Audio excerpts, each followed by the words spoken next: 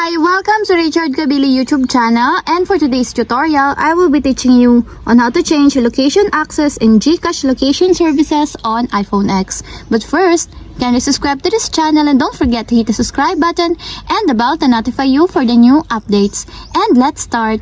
Using your iPhone X, from your home screen first, go to Settings. Then in the settings, scroll down and click the Screen Time. Then in the screen time, scroll down again and click the content and privacy restrictions. Then after that, in the content and privacy restrictions, go to privacy section, then click the location services. Then in the location services, scroll down and click the Gcash. Then in the Gcash, if you want to change it to never, just click never until there's a check mark on the side.